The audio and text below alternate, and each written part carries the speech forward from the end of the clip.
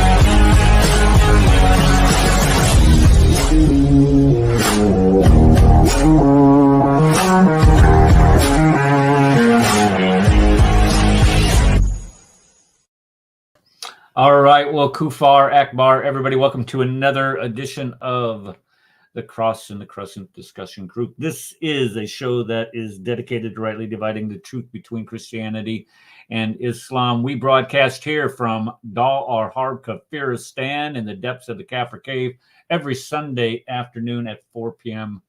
Central Standard Time. We're normally here for about 2 hours or so. And never really much longer than that. If we do go longer than that, it's probably because I don't have church following. But tonight we do have church at 6, so we got to be out of here by 6 Central Time. Today, we are going to again be talking about the swine of Dawah. Last week we had episode 1. I don't know how many episodes we're going to do of this, and this is kind of like the gift that I don't want to call it the gift that keeps on giving. But you know how David Wood and Robert Spencer, they do their weekly jihad watch or jihad report, or is it jihad? What is it called? What do they call that? Jihad watch or jihad report or whatever. They do a weekly show. Both, yeah. It's called jihad. What? Jihad watch. Jihad watch and jihad report, yeah. Okay, all right. So they do that every weekend. They report on jihad incidents around the globe where you have acts of jihad. And it's not hard to find them. All you have to do is go over to thereligionofpeace.com. Is that what it is? Thereligionofpeace.com, or is it I got it right here in my bookmarks. It is thereligionofpeace.com. If you go to thereligionofpeace.com, they provide you a laundry list of all the jihad attacks going on across the globe on a daily basis. And as of today, because they keep a running tally of the number of jihad attacks that have occurred since September 11th, 2001, and there have been 44,696. 44,000. Think about that. The number of attacks conducted in the name of a particular religion, 44,000. That's grotesque, is what it is. But anyway, they do that type of stuff. And what I want to do here is we kind of do these shows every now and then. I don't want to make this the sole format of the show, but on this show, we're going to illustrate some of the things that are said by these dawahghandists. Rad sent me a clip this week of the Mimi hijab. And I mean, that was just, I don't even want to play that. I mean, that was just grotesque. The way that these guys, they just sit around and cling on one another. I don't know. Maybe I'm not a touchy-feely person, but if you're a man, don't touch me like that. I'm sorry. I can't do that. What? Wait, what do you mean you're not going to play it? Then what's the point of having the swine of the Dawah kind if you're not going to play the swine of the Dawah kind? I'm just saying. Well, no, we have plenty It defeats the other. purpose. No, gunfighter. We have plenty other swine of the Dawah kind. As a matter of fact, let me lead off with one here really quick. Let's see here. Where did he go? Where did you go? Where did you go? I found you. You're right where I left you. Okay, here is a guy. Here's a guy going into a Catholic church. It's in France. Going into Catholic church in France. And, I know there's nothing big. It's not that big of a deal going into a Catholic church in France, but it is when you do this. Let's play this. Can you hear it? Excusez-moi, mon père. Je ne trouve pas de mosquée. Est-ce que ça vous dérangerait si je prie juste là? Le salle de ça. It's barely audible.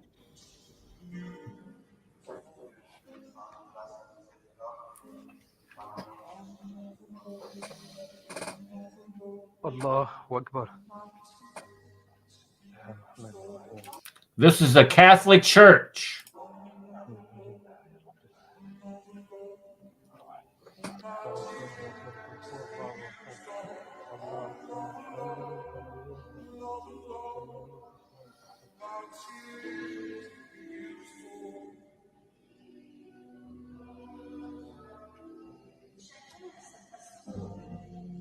Merci, mon père. Merci.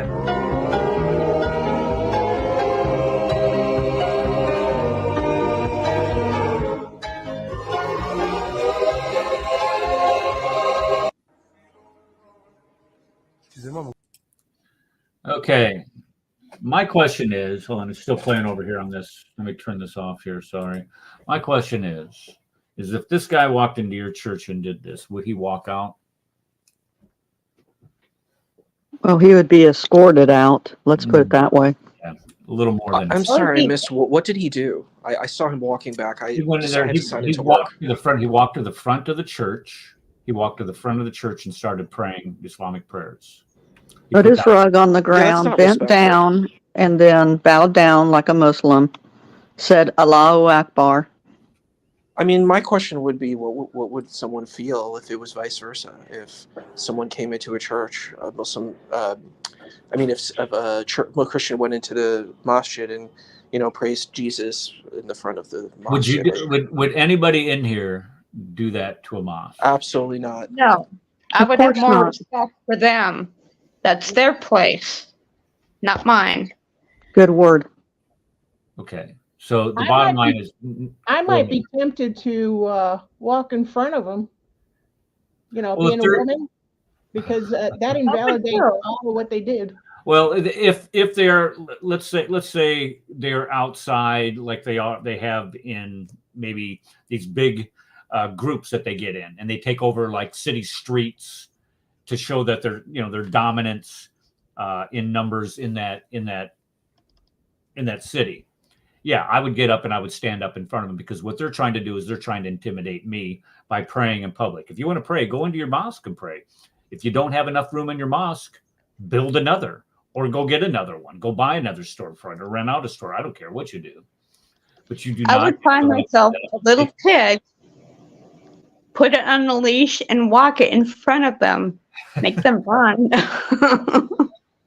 Well, last night, our pastor was coming back from Arkansas. He's got 3 kids. He had a death in the family. He had to go back to Arkansas. And that's about 4 hours from here. And he was trying to come across the bridge in Memphis. And you never guess who was out there protesting. So instead of getting back at around 10 o'clock, 10 o'clock, him and those kids, babies, 3-year-old, 2-year-old, 1-year-old, didn't get home until after 1 o'clock, because they had to reroute everybody coming across the bridge. So when these people want to sit there and try to assert their dominance over the rest of society needs to stand up and say, no, we're not going to sit here and allow you to do this. Yeah. We're not going to allow you to come into our churches and pray. If and being escorted out, as Darcy said, or Connie said, no, you're going to be dragged out.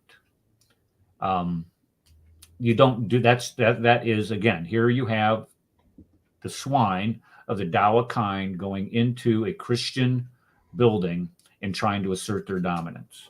And if any of you guys get over to Bob the Builder's channel, here he's a strong advocate of a strong sense of Christianity, strong sense of unity. He doesn't promote violence or anything of the like, but you would enjoy a lot of his videos that he does. I have another one here of a gentleman, if you want to call him that, blessing. Well, you have a Catholic priest going into a market, blessing the market, providing a blessing for the market. And well, let me just play this, and then you can decide. Let's see here. That's the one. And here we go.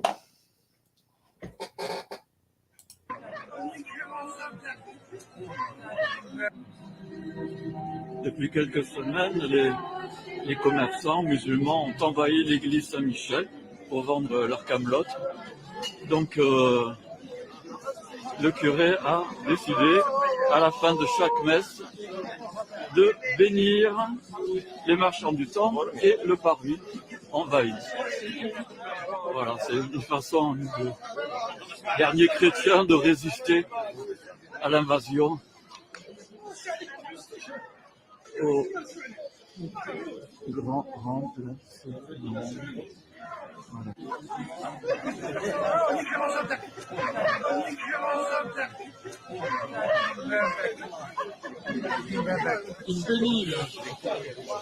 Okay, so you have a man spitting in the face of a Catholic priest, and all the Catholic priest is doing is he's just blessing the market that these people are selling their wares in. And this, for us here in the United States, this may seem kind of foreign, because it is foreign, I guess you could say.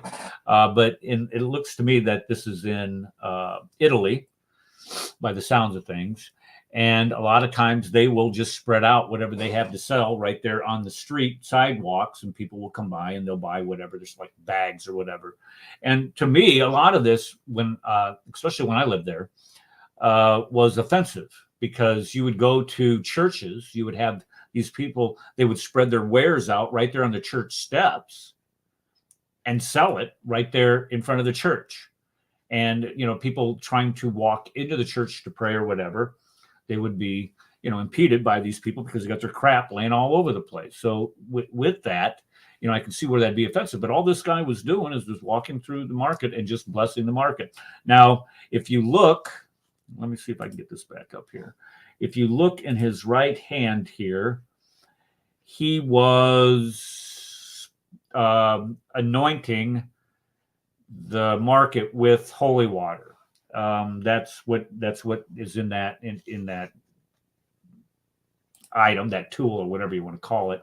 I don't know what you would call it, but he's spraying holy water on the area around him. Now, he may have hit this man with holy water, which triggered the man to react because he's a demon, has a demon in him. And, that might have had, it's France. Okay. Well, same thing.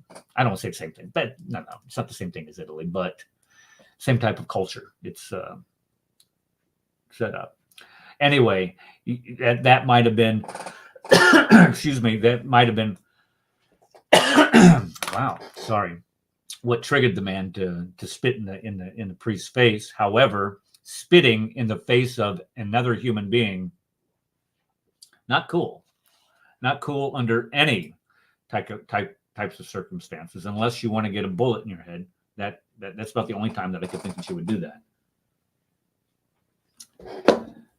Anybody have anything else they want to comment on that one? That video? No, if there were wares, put all over, I'd be stomping, stomping on their stuff, walking by.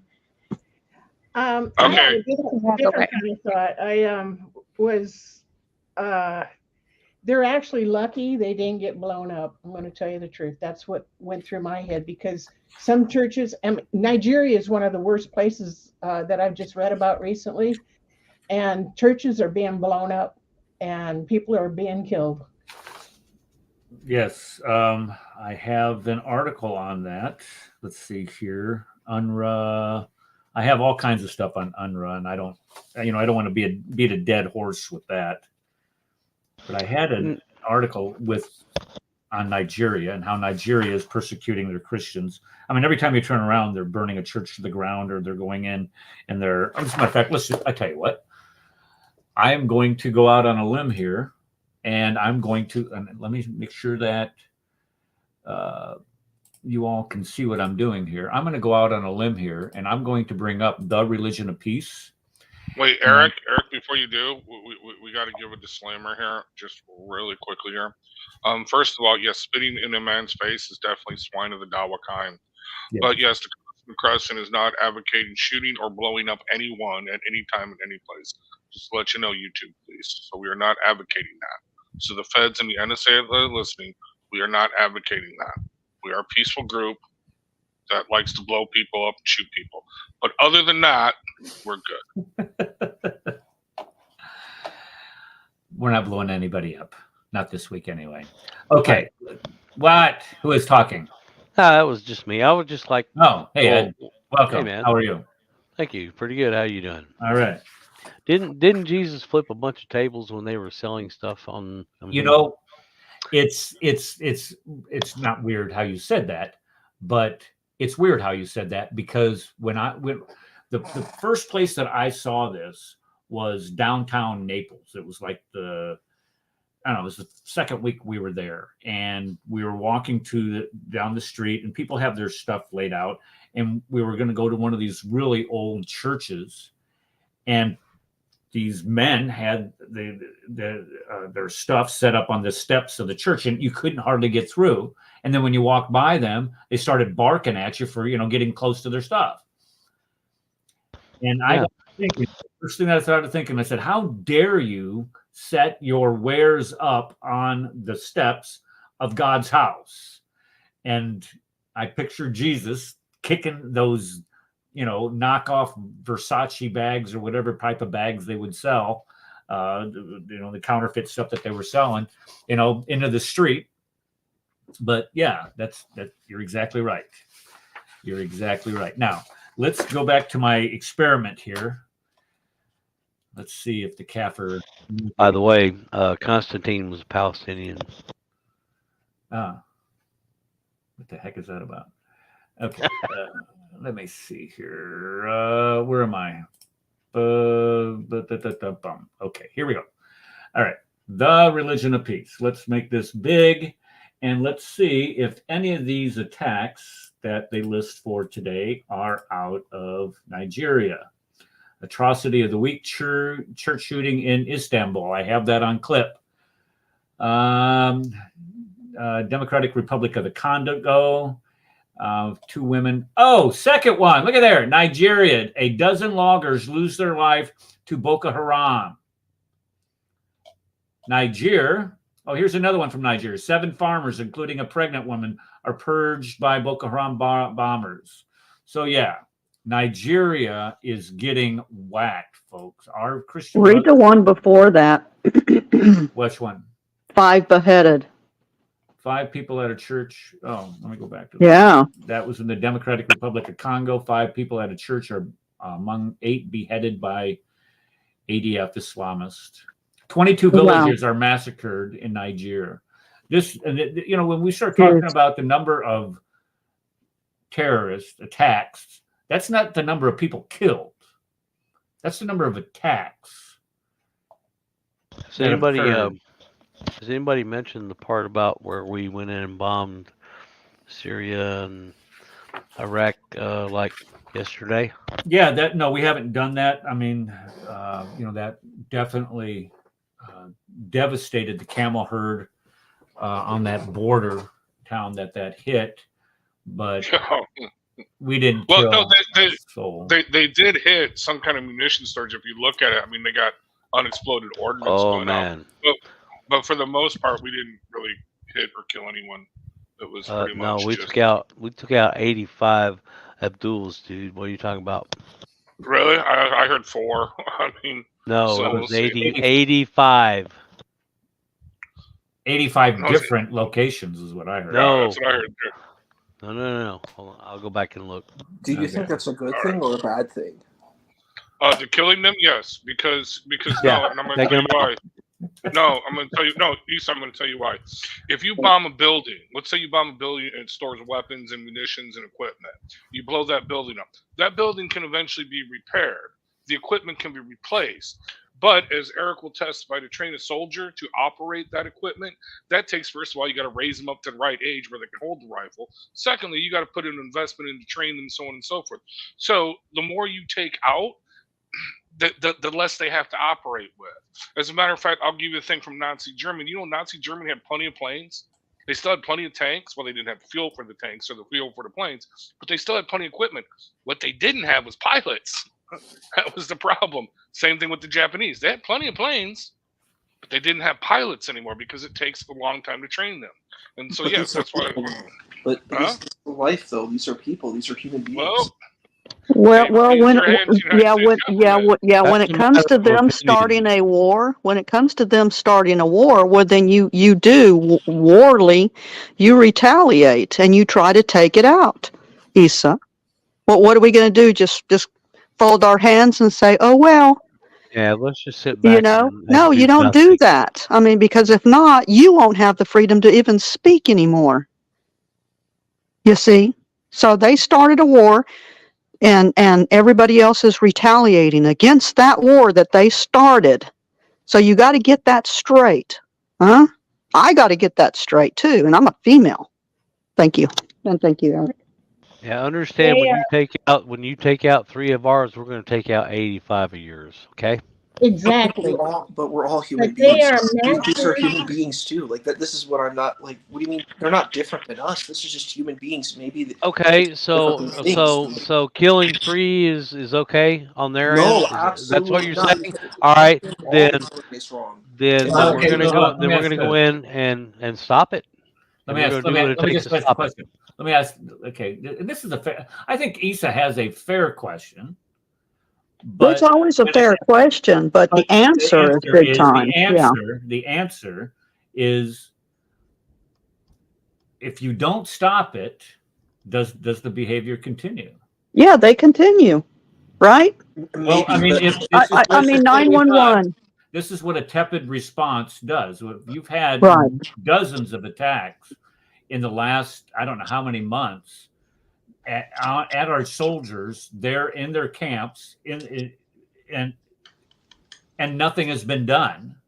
And now when they finally do, kill a couple of them, being killed is, of course, the worst thing you're going to do to another human being. But when you start looking at all the injuries that they've caused, a lot of these soldiers, these TBIs, and a lot of them have lost limbs and are permanently injured, and not to mention the psychological problems that that type of stuff does to you, and we don't do anything.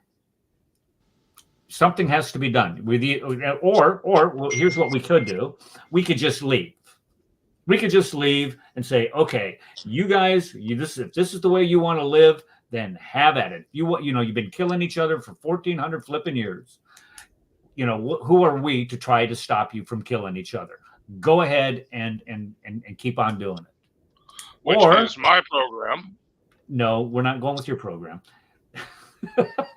or we can try to strengthen some of the governments there that at least paid lip service to having some type of democratic leadership that has the best interest and the security of their citizens at heart. But the problem is that we're never going to leave that region. There's too much invested not only economically through, not just in the United States, but this is a worldwide interest are located in that region, mainly energy. And the fact is that something has to be done. The Houthis, every time they stick their head out of the ground from here on out, they need to be, just like whack-a-mole. They need to be smacked back down into the ground. And the same thing occurs with those Iranian-backed. Well, I tell you what would fix the problem. What would fix the problem if we sent a bunch of B-1 or B-2 bombers downtown Tehran. That would fix the problem. I promise you that would fix the problem. Yep. And what's really interesting, I mean, does anybody, even remember the 1970s? Anybody? Ayatollah Khomeini, Oh yeah, all that 79, stuff. sure. Mm-hmm. Yeah. Well, and as soon as Jimmy Carter got out of office and Ronald Reagan took over, what happened? He let the hostages go. The day that's Ed, the day that he was inaugurated. Yes. The day that they released him. Yeah, they knew what was coming. They even held it up. They even held it up until he took the oath of office to deliver and run it. Yeah, Jimmy Carter couldn't attend. Jimmy Carter couldn't attend the inauguration. I got to go welcome the free hostages because you're president now. Anyway, but no, to respond really quickly to Issa, I know this is a terrible thing, and this is a horrible, terrible thing, and I've never done the deed, and I'm not a war fighter or anything like that, so it's very easy for me to say this, that, and the other thing. However, with that said, okay, I defer to Negan from badass Negan, not wimpy, cowardly Negan, but the real Negan from The Walking Dead, when he says, it's not that you kill people. It's that you got to kill the right person at the right time and in the right way. So yes, just saying, well, we killed 85 of theirs. No, we have to kill the right 85. Okay? All right? In other words, those guys that were there, we just didn't go round up a bunch of civilians in Iraq and Syria and shoot them. Okay? In other words, those dudes that were there on that base, on those bases, they were there. They were volunteers. They knew what they were doing. They were there for a reason. So yes, if they get killed, and again, I stand by this, okay? You got to take out the human influence, the human operator of the equipment, because the equipment can easily be replaced. It takes time to train people and to raise them up and to get them to work with that equipment, okay? And that's just my stance on this. And one more thing on the Houthis. Yeah, I am for pulling out of the entire region, except for just patrolling that Red Sea and the shipping lanes and destroying any of those Houthis that come out and threaten. Because look, Eric just bought a brand new computer, right? That could be delayed coming from China by a week. I mean, we cannot have that, people. We want our stuff now when we want it. We cannot be having it held up because they have to go an extra 900 miles around, the Horn of Africa or whatever. Can't have the Amazon trucks going that far. No, and plus think about all the global warming that would be causing if you had to go. Exactly. Exactly. All that extra fuel they're burning for mythical. Anyway, but no, I feel your pain, Issa. I do, but no. Anyway, let's continue on with this one. Well, actually, Eric, I want to ask you on the Nigeria front. Do we have special forces and outposts in Nigeria or anything like that? Not that I'm aware of. I'm sure we have. Okay. Well, you can't talk about it, but well, no, it isn't. Well, it isn't that. It's not that none that I'm aware of. However, I do know personally, we have people in Iraq and Syria, right, and in Yemen, and when they are shot at, that gets my antenna up and gets my crawl up a little bit because I know these people. Now, do we also well, I don't know. I've heard that we have actually forward operating bases all over the place, like in China, even in Indonesia and stuff like that. They just observe. Yeah, no, seriously, I have heard that. We just it's all over the world, and there's a reason why you don't hear from them because they lay low, and we're not going to put our troops in harm's way. In the same respect, In the same respect, these guys pulling this crap right here, it's just a matter of time before we're going to nail them. It's enough. We've had enough. No. All these guys, especially from Islam, trying to do what they're doing, and they're trying to force us into their ideology. Sorry, bruh, not going to happen. Not going to happen. Jesus Christ said he's going to take you out, and he's going to. Watch. All right, let's go. Issa, did you want to respond to any of that? They kind of jumped on you. Not that you didn't deserve it, but go ahead. I'll give you 6 seconds. Issa, you're muted if you're trying to talk. Still muted. No, he's unmuted. He's unmuted. Yeah, he's unmuted. We can't hear you, sir. Issa, can you hear us? Issa? There he is. He can. I see we his see son. him. Do you have a comment, hon? He's got good. mic problem, bro. If he does, okay, fix it and come back up. Let me know. Okay. Well, it sounds like we convinced him, because if you don't retaliate against people that are warring against you, then what do we have? We have their war coming to us, and we just fold our hands and do nothing. Silence is consent. Right, yeah, and that doesn't work at all. Okay, this week I watched a video, Tommy Robinson stuff. It's called The Rape of Britain. And he interviews a lady who was groomed beginning at the age of 12, I think she said, forced into prostitution. And I was listening to this part right here, I believe it is. I'm going to play this. And it just... I'll let you listen to it. The mosque. I got raped in number 16 by Wedge. By Wedge. 16 by Hold on, let me go back. There we go. All right. Here we Yes, girlfriend. You mean children? Yeah, my friends. Yeah, they're all kids as well. So number 18, that's the mosque. I got raped in number 16. That's the mosque. Yeah, number 18's a mosque. I got raped in number 16 by Wedge. By Wedge. Yeah, that's the first time that I had my virginity taken. You had your virginity taken in the house. Yeah. Okay, so this lady, she's a woman now. This lady was groomed as a young girl by these guys, and she's raped, has her virginity taken during the rape in an apartment right next to the house, to the mosque where these guys worship. And when we start talking about, we can get a lot of people, that would, criticize this show. Oh, they're a bunch of Islamophobes, always talking bad about Muhammad, always saying that Muhammad, did this or did that or whatever. And this is true. We do, because we want to make sure that Muslims know that we know exactly what they know about their prophet. But yet at the same time, at least we have the courage, the moral, not just the courage, but the moral courage to stand up and say, that guy's a scumbag for doing that.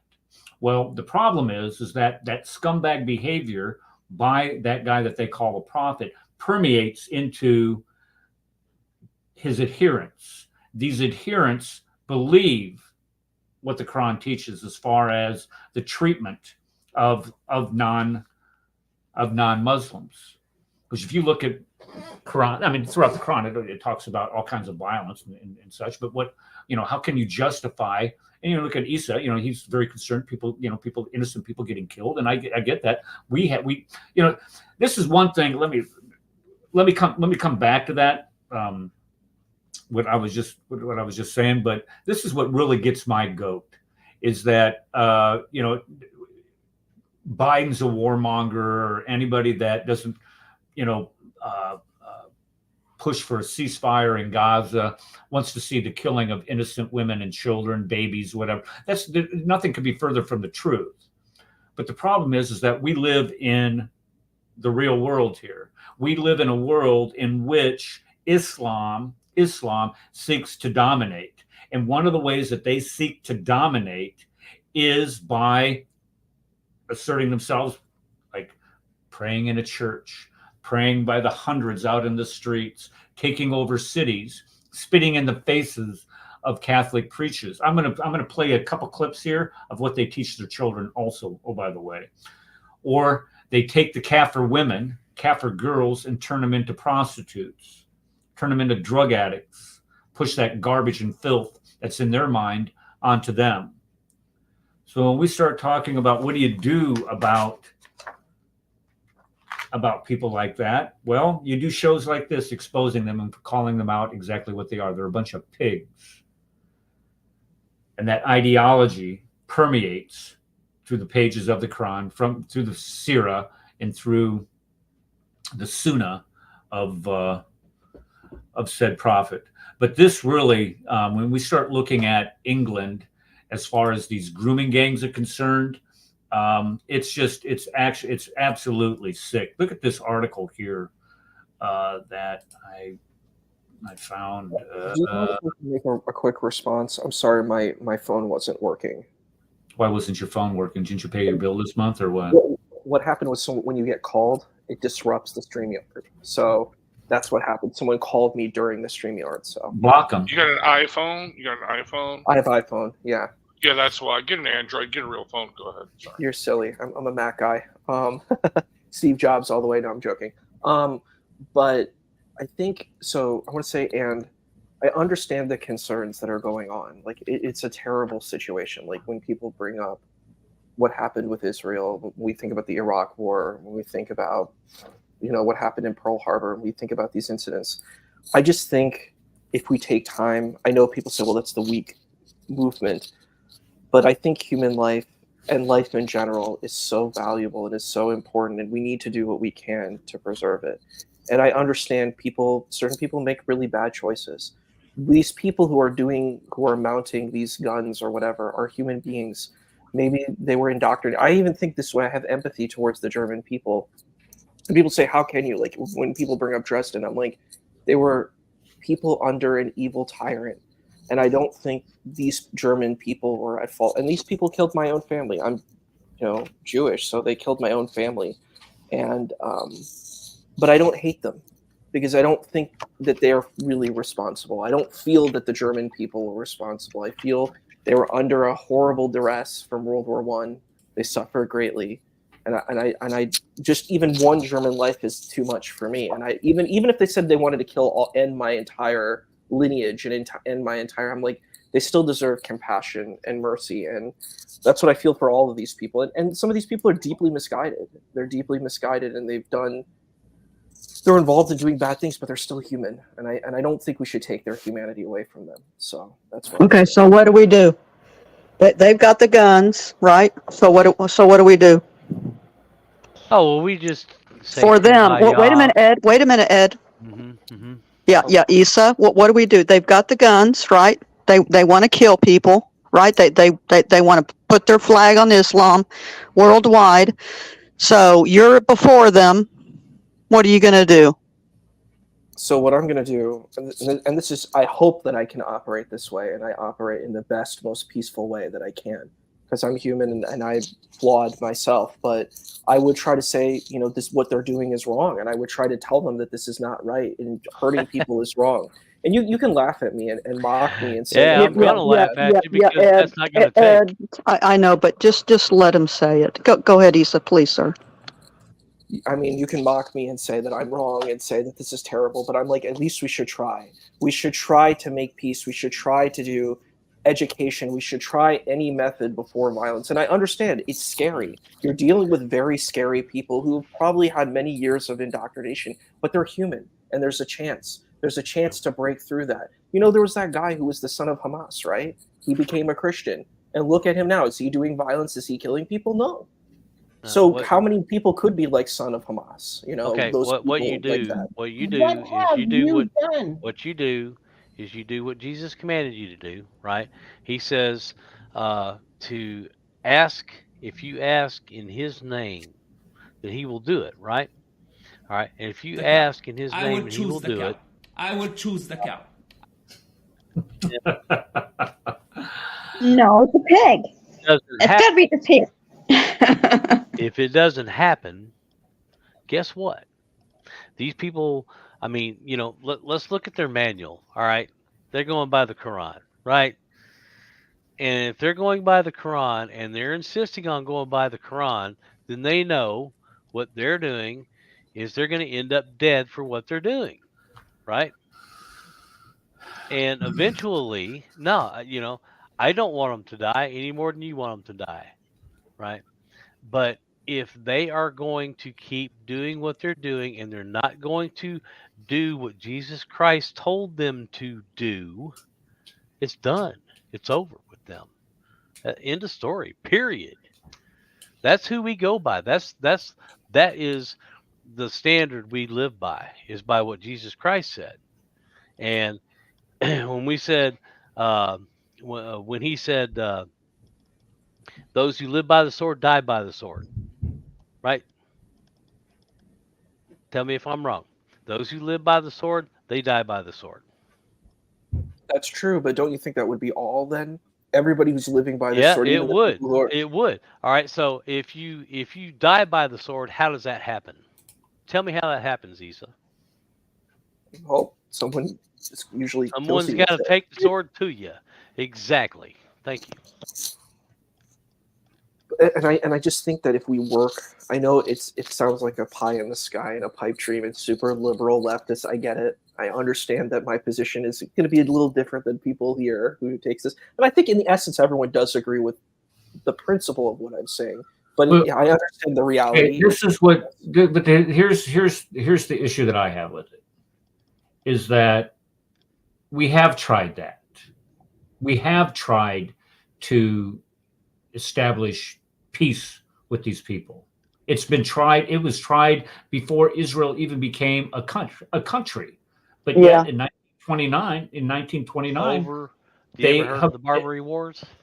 They attacked Jewish settlers in Hebron, and this is before there was even this Jewish or this Israeli state. It's been happening. It happened in 1947. It happened in 1948. It happened in 1959. It happened in 1967. It happened in 1973. It happened and finally they have some type of peace settlement in 1978 with Anwar Sadat. And what do? Well, they kill him.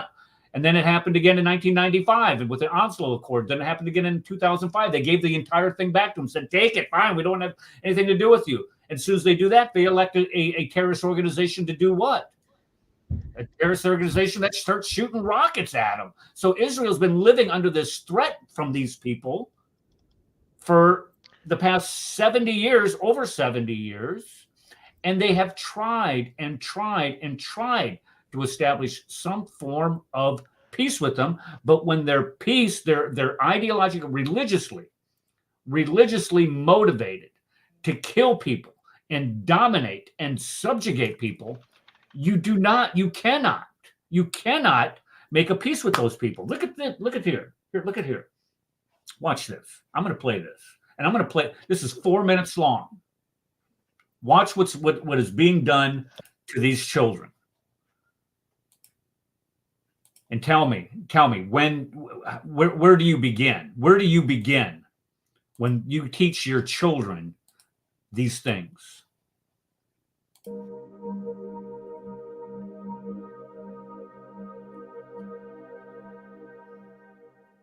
يا بني لم نخلق للسعادة فأنت في نظري مشروع للشهادة وسلاحنا إسلامنا وذخيرتنا أبناؤنا فأنت يا بني مشروع باسم الحرية ضحي بيد القميص الزيت وما شطر الشهادة لعيونك احنا نموت للثروة دمنا قوت دم الشهداء يجري في شراييني حملت اليوم أكفاني ضرب الشهداء علّى وعلّى الشهيد هو ذلك الشهداء علّى وعلّى الشهيد هو ذلك الشخص الذي Stop, Eric, stop it. Pause it. Okay, no, pull it back up to the screen. Pull it back up. Look at the dates. I'm looking at the dates here. Some of them are from 2020, 2019. This is from 2017. And look at the ages here, okay? This is what I'm talking about. You cannot just kill the equipment. You cannot just destroy the tank, the rocket launcher, the building, okay? These children, look at their ages. They are being indoctrinated. This is a Nazi youth camp, okay? This is flat out, okay? Look at that, 2022. Look at, what is he, 5 years old? He's indoctrinated, okay? In what? So he's 5 years old. So in, let's say, 10, minimum of 10 years, this is the next Hamas soldier, minimum. In other words, what I'm saying, this takes a long time to teach and to indoctrinate them. So yes, and it is a horrible and it is a terrible thing. But again, the equipment can be replaced. Roads can be rebuilt, okay? Rocket launchers can be rebuilt, can be resupplied, okay? Bullets, guns, ammunition, that can all be resupplied. But that, look at that right there. It's a 5-year-old. That's going to take 10 more years to bring up to the point where it is a weapon. I do want to say something a little bit funny. Christ himself said, it would be better for him if a millstone were hung around his neck and he were thrown into the sea than he should offend one of these little ones. Right. Now, if we did that, right. Let's say if that was in the Quran would be doing that to people because it's in their book. But now, are Christians doing it? No. But we know the implication is when they are offending these little ones, it would be better. You see the difference, dear Isa? I love you, sir. Thank you. Well, I thank you. I love you too. The point that I would say, there's one little silly thing I want to put up. It's interesting how diverse the Palestinian people look. And it's interesting when I hear that Jewish people are these European people who've come in. I'm like, a lot of these people look like they're of European ancestry too, at least have mixed origin of European origin. So it's very funny when that the imam said, oh, you're, the Jews are of European. I'm like, so are you. Like, you want to say the Jews are of European ancestry, so are you.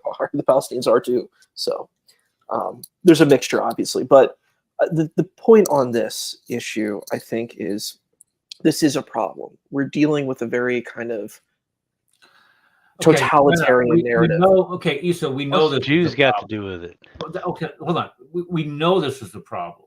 Oh, no, the point that I had said about the Jews, that was a separate issue. I was saying that there was an imam who said that the Jews don't belong to they're not indigenous because they're from Europe. And I'm saying, well, look at the Palestinians. You see that there are a lot of European phenotypes as well, like blonde hair, blue eyes, these same phenotypical arguments that they're arguing against Jewish people having. Palestinians have the same phenotypes too. Okay, so, okay. Yeah. I'm not worried. Well, but wait a minute. If you look at my grandson, hang on, please, Eric. If you look at my grandson, he's got dark blue eyes. I mean, the beautifulest blue eyes. His name is Amir, and you would probably think that he doesn't have any Arab in him. So you can't always, judge a book by its cover. Thank you.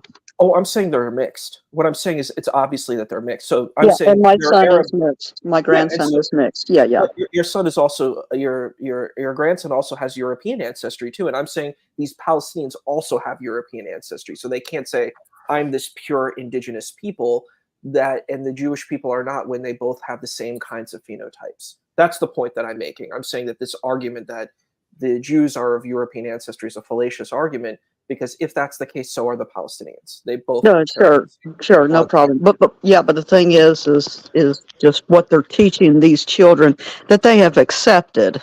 Yeah, well, I mean, come on. These are all Linda Sarsour. All the girls that are saying this. This is future Linda Sarsours, Okay. You know, if we don't stop their leaders, you know what I mean? Thank you. Wait a minute. Everybody's assuming there's this place called Palestine.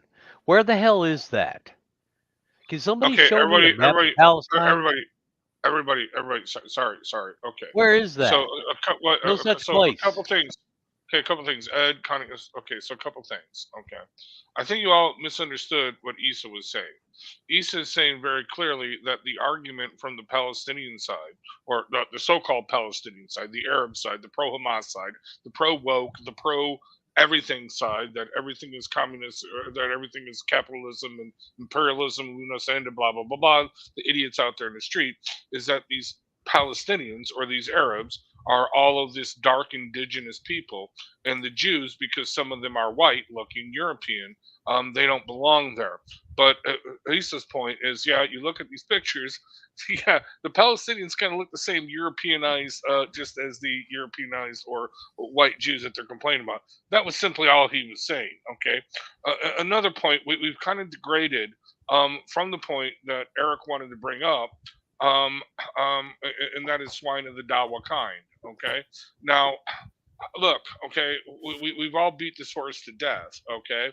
Well, okay, my point of view, okay, just really quickly, I am not for just rounding up random Muslim or random Arabs and killing them.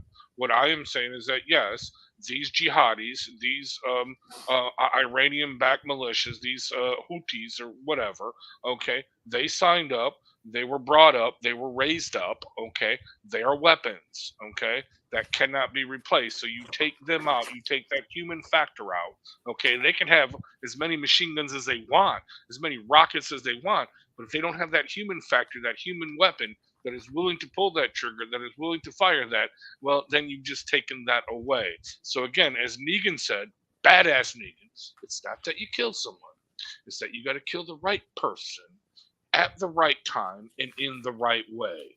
So again, and look at Eric, he's like, no, that's not it. But anyway, so let's get back to the swine of the Dawah kind, because I know Eric has much more swine of the Dawah kind to bring up. I am sorry. I do, but let me finish my point here. Okay. Here's my point. It doesn't matter, and I could care less if these guys were yellow, green, orange, blue, or I could care less the color of their skin. I could care less about their ethnicity. Yes. This whole issue is driven by ideology. You have created, how do you negotiate with a death cult? That's exactly what this is. This is a death cult. This video clearly establishes the fact that just as soon as a child can speak, that girl's 4 years old, for God's sake. Yes. Just as soon as a girl or a child can speak, if a child has, you teach them in their schools. That is the weapon. But that's not. No. The weapon is the ideology. You have to stomp out this ideology, this death cult mentality. Look what else goes on in this video, guys. This not only are they teaching the kids, they're teaching the parents. I'm glad that my son is a martyr. Everybody's glad that they're praising God, Allah, that my son killed himself. Yeah, play it. I'm happy for them. Look at this crap. Yeah, let us listen. قلت له يابا اللي بدك اياه مش متاسف الحمد لله شهيد مفتخر وانا الحمد لله رب العالمين ابني الحمد لله راح شهيد والحمد لله انه راح شهيد وانا بفتخر هذه بتاعته. This is a death cult from hell, and it's being pushed upon everybody and anybody around it. This guy, supposedly this guy named Muhammad, the praised one who lived in the 7th century. There is so much existence. Go ahead, Eric. Quit being technical, Ed. You're right. They can't prove it existed. They can't prove it. Anyway, this guy preached this hatred, this vitriol towards anybody that would not follow his cultish-like ideology. And those people that did call him out on it, what did he do? He had them killed. You cannot, and this is, I'm sorry, Issa, you cannot negotiate with these people. We have been trying, civilization. This isn't just the United States. This isn't just Christians. This isn't Jews. This is any civilized country, any civilized culture on the planet that comes in direct contact with Islam. There is friction. There is they bring a fight. Right. That's all you get. And then until you start calling it out and saying, look, you live in a death cult. You need to, if you want to live amongst the civilized societies of this world, you need to get rid of this ideology that this person, Muhammad, brought you. If you read in the Quran, 98:6, what? Says what about Jews and Christians? What does it say about we're worst of creatures, meaning we're even worse than Shaitan. Right. We're the worst of creatures. And how are you to deal with the worst of creatures? Are you supposed to make treaties with them? Are you supposed to make pacts with them? Are you supposed to live among them? No, you're supposed to dominate them. And that's exactly what every single one of these societies is trying to do. When you go to Iran, what is Iran trying to do? Iran's trying to bring back the flipping, what do they call that? The 12th month or 12th month, whatever the hell it is. Because they think if you create so much, chaos on the earth, well, that guy's going to come crawling out of that flipping well. Oh yeah, the 12th Imam. Yeah. Right, whatever the Mahdi. He's going to come crawling out of his well, and he's going to set the world right. And they are taking all of their petrodollars that we are allowing them to get. Oh, by the way, we, Biden, anyway, to spread their hatred across every facet. Who's supplying the Hamas holds? Iran. Who's supplying the Hezbollahs? Iran. Who's supplying the Houthis? Iran. Who's supplying all of those people out in the middle of Syria and Iraq that are attacking our soldiers? Iran. And Eric, Qatar. Christian Prince says Qatar is the main money purse of it all. Is Qatar. Qatar is definitely right there in the middle of it all. Well, we have a lot of. I'm not going to even go down that route. We have a lot of military aspects. The reason why I say it only because I've heard Christian Prince say it, and he's our brother, and man, he knows this deep down. But he says, the big old money purse is Qatar. But anyway, may I say something also? Just let me land this. Yes, sir. Yes, sir. Let me just land this. You cannot negotiate with people that want your death. You just can't do it. When they teach their children to hate you, when they grow up hating you to the point where they're willing to kill themselves so they can kill you. You can't negotiate with the people like that. You have to destroy it. All right, Connie, go ahead. Exactly. Okay, how my this was my first grandson that came alive, right? Came out of the womb alive. And that is living now. God gave me his name. His name was John, and he gave me a song. This was before the mother named him. The mother named him John Christian. So that was her, to say that, no, this son of my son, her son, which is my grandson, is not going to be named after an Islamic name. Okay. And she named him John Christian. So, even women are doing their best, to stand against Islam, even if it's naming their child John Christian. Thank you. Okay. Thank you for that, Connie. Does anybody have anything else they want to add to this before we get back to... I do, real quick. Okay. As some of you may know, because I brought this up before, I've been listening. Hold on, I gotta run out. I'll be right back. Okay. Well, I'm going to talk to you guys.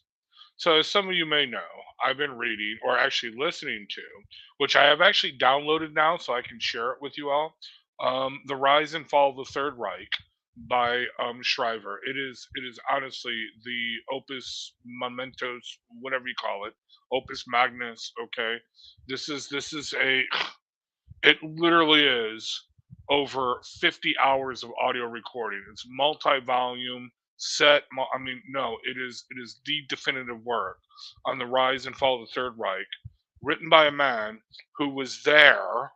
Okay, who was there, okay, for when the Third Reich came about to about halfway through, and then finally he got out. Oh, he was a reporter, okay, for various news organizations, and then finally he had to leave because it just got too bad during the end. But he went through. He compiled the diaries, all the no, he really did his research, and it was released in the 1960s. Okay, but it really is definitive work on the rise and fall of the Third Reich. You Yep, read my this. dad. You Go read ahead, I'm this. No problem. You read this or you listen to it because I'm listening to audiobook, which I can share you the link, or I can give you my private downloaded recording of it. Okay, and what you are seeing here in the Reich is my jihad. Mein Kampf is my struggle. My jihad. It literally is. I mean, no, seriously, it's not just Islam. It's Nazism. It's communism. We can take this, okay, this model, okay, and we can impose this on anything, okay. So, what basically what one of the main things that the Nazis did was they started these youth organizations. They took over the schools. And they started these youth organizations where no, the youth, they would go out camping and they would have social and sports and exercise. And it was a beautiful thing, right? Isn't that good? Remember when you was a kid, you was in the Boy Scouts or the Girl Scouts, and you went out and you did all kinds of stuff, or maybe you weren't in the Boy Scouts or the Girl Scouts, but you still went out camping, you still went out and did all kinds of fun and cool stuff, right? No, but instead, this very same things that you see these Palestinian children spout are the very same thing that these blonde-haired, blue-eyed, young little Nazi children were spouting. And nobody cares that my German ancestors were burned in Dresden, were shot and killed and blown up, displaced. Nobody says, oh my God, you're displacing all these Germans in Berlin. We can't do that. No, nobody cares. Okay? But don't you think it's still bad though, Brad, just how just German people were killed in this situation, and don't you think we could have done better? I think it's just we're limited as humans, and if we had better hindsight, I think we could have handled and trying to get rid of this mind. Stop. I was just going to say, if a frog had wings. It was Nazis. You know. It was Nazis. Yeah. We can go to the Japanese. Well, and that's how I see them as all as people. I see them all as human beings. My dad. I would choose the cow. My dad was in this war. He had to fight in this war. And I'm here so to did tell my grandfather. My grandfather was a Jewish man who was in the World War II. 60 million people died in this war. Did you know that? Well, no. Let me put you this way. There's a meme going around. No. Hey, let's not graze over that. Ed, 60 million people. Ed, I'm going to address that. There is a meme going around. Actually, let me pull it up. I actually have it here. I do believe where there's this meme going around by the pro-Palestinian faction, okay, on Twitter, where it says, "Never in the history of mankind has a war displaced over 80% of the population and has it killed, blah, blah, blah." You ever hear World War II? That's exactly what it did to Nazi Germany. That's exactly what it did to the Japanese. That's exactly what it did to the Chinese and the Indonesians, everything. No, this was total war. My point being is this, Issa. You are allowing your humanity to be used as a weapon against you. And that is a suicide pact. That's what they plan. That's what they're playing. Yes. Yep. Exactly. It is using your humanity as a weapon against you, and that is a suicide pact for any culture. because there has to be no. Sorry, you know what? And again, I am not saying like the Nazis did, where they would round up and they would just go raise an entire village after Heydrich was killed in Czechoslovakia. They But we raised have to 3 remember villages. Yes, these no, They I'm not also saying that. they also teamed up with the Muslims. Or did we everybody have, forget about that? we have to remember we did German have a- people live Yeah, we peacefully. haven't. They live peacefully with the Romani. They live peacefully with Jewish people. They at least lived peacefully with all these people before Adolf Hitler came and took the platform. These people were all living together in harmony. So The it's Hamas a holds, virus. okay, the No, Hamas no, holds they and the, were- stop. The Hamas holds and the Israelis had a ceasefire on October 6th. You cannot make treaties with these guys. Exactly. Well, and I'm with you. The No Hamas such are thing as villains. treaties against These are Islam. villainous. No and such thing. And then that is a really sad thing because I've been in spaces where I'm like, look, I care about Palestinian lives, but you can't support Hamas. Like, I've heard people say Hamas are freedom fighters, and I'm like, what freedom are they fighting for? How many people have died based on what they've done? How much damage has been? Hang on, let him finish. I'm still waiting for somebody to give me a map of let Issa Palestine. finish. Where the hell is this place? Where is Palestine? Where I is it? know it's okay, but can Issa please finish? Thank you. Crap. That's bull crap. These people call themselves Palestinians, so that's what I'm going to say that they are. They're saying the province No, of they're not. Palestinian British Mandate of Palestine. This is what they consider. This is their identity. I guess. It's Okay, so Isa, I can say that you're a swine pig, and that's okay. Ed, You're good with that? Well, it would be okay if I said I'm a swine and a pig. It wouldn't be okay if you. Let's play said devil's advocate. Let's play devil's advocate. What do you call them, Ed? What do I call them? I call them Egyptians. I call them Arabs, because that's what they are. They're the people. They're from Egypt. They're from Saudi Arabia. They're from all over everywhere else, and they came in to that area. They invaded that area because of the Israelis. That's why they're there. Well, is to kick the Israelis out of there. That's why they're down, there. Okay, I'm down with your struggle in saying that they're not Palestinians. There's no such place as this Palestine, and we can go back through the history and say that this is just a word imposed upon the people of that region by the Romans because they wanted the Bar Kokhba revolt and they wanted to throw the Jews. We can do it. Right. The fact is that this is what these people call themselves, and Yes. I don't think it's productive to Okay. parse word. I just don't think it's productive to parse words every single time. All right. People of Palestine. Everybody knows. When I say Samaria, everybody knows it's Judea and Samaria. That's the proper name of it. But when I say I'm American, am I actually making a claim that I belong to a country called America? I'm damn right I am. Yes. You know I am. Wait. So hold on. When I say no, I'm not going to hold on. No, I'm not going to hold on. Hold on a second, Ed. Show me the country of America. Where does this country of America exist? Show me it on the map. Just the country of America. America, sure thing. I can show that to you. Well, of course. Okay. There you go. So you can say that. Yeah. No. There is no country of America. There's a country called the United States. Oh, of get America. over it. Okay, we're off topic. We're off topic. This is the point Let's get back on topic. All right. Let's get back on topic. Go ahead. Please. Okay, let's get back to this. Sorry, rape Ed. of Britain. Rape of Britain. I have like a billion birds in my front yard right now. Anyway, let's get back to this. Yeah, I had big ducks. I had big ducks flying over our house, and we could even hear them. If they were flying over mine, you could hear the shots going off at them. Okay. So, oh no. All right. So, rape of Britain. Tommy Robinson talks about this, and we all know what happened to those 1,400 girls in was it Rotterdam? Here it is. It's right here. I got it up in the screen. Right here it is.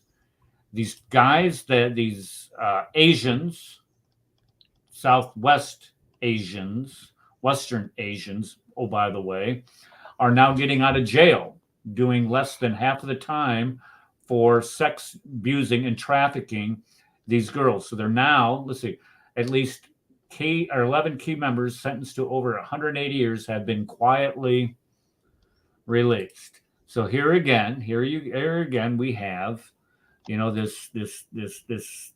people coming in and, feeling that they can do whatever they want to do.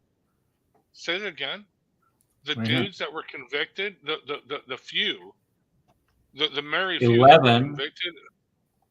11 members sentenced to over 180 years are now being released already. Wow. Terrible. So again, Wow. So again, let me go back to this thing. Again, I highly recommend The Rise and Fall of the Third Reich. Contact me later on Facebook, Twitter, whatever, and I will give you the links to the audio recording. Again, it's over like 100 hours of book recording that you have to listen to. I've been listening to it for like the last year and a half. Okay. But anyway, here's the funny thing. We all sit there and we go with the Nuremberg trials. There were more than the initial Nuremberg trials. There were the doctors' trials. There were the soldiers' trials. There were all kinds of trials for these Nazis. Do you know the only ones that were sentenced to death? There were very few sentenced to death. All of them in the first Nuremberg trial, they were all sentenced to death, except for Albert Spears. He got like 15 years and he was out in 10. Okay, but all the rest of these dudes that willingly participated, either they were guards or they were commandants or whatever in these concentration camps or in part of the Eisengruppen. Most of them, if they got a death sentence, very few of them were executed. Most were out of prison after 5 to 10 years. Seriously. A lot of people don't understand that. Yeah, they made a big deal. Oh, yes, we sentenced them all to death. No, they didn't. Their death sentences were commuted, and then later on their life sentences were commuted, and they were out of prison. Well, we had that. There was an interview being done on the BBC last week where the interviewer is just dragging this Israeli representative across the coals about all the bad things that that's going on in Gaza right now because of the military operation that they're conducting. And the common reply by the Israeli is, well, what would you have us do? What, these guys, every single day, Hamas is committing hundreds of war crimes. And the question is that, okay, who is going to hold the Hamas holes responsible for this? Who is going to stop this? And the guy's answer is, well, we'll get to that. We'll get to that time when the time comes. And the fact is, as Roger said, the time never comes. The time always comes and goes. And those people who are responsible, are never held to full account. They're never. If you look at what the Israelis are forced to do, they snatch a bunch of their soldiers, they snatch a bunch of the people off the street, and now they're being required to release hundreds, if not thousands, of people that have committed crimes against the nation of Israel from these lands, from the West Bank, so-called, and from the Gaza Strip. These people are being released, and they're demanding the release of even more of what these people do. So the question is there is no accounting of this. And it's just like you said, it's just like Nazi Germany all over. Some of the high-ranking people, yes, sure, okay, fine. They were punished, they were hung. But the majority of the people that committed the majority of the people that committed the most heinous crimes were set free and were walking around. And if you ever see, there's a good movie. After 5 years. Right. There's a good movie about the capture of Adolf Eichmann. And when we think about, justice, the long arm of the Mossad reaching across the planet to bring justice, yes, that is an isolated example. Extreme rarity. The majority of people. No, they had a guy that they praised in the Canadian Parliament that was definitely part of the Eisengruppen, the Ukrainian Eisengruppen, that went through and killed Jews. Yeah. Okay, and they praised him in the Canadian Parliament. Now he's 90-something years old. What are you going to do with the dude? He's 90-something years old. what are you going to do? You know what I mean? Throw him in prison and let him die in prison. I mean, okay. That's the only justice that there is for those people. All right, and here's a little picture for your enjoyment.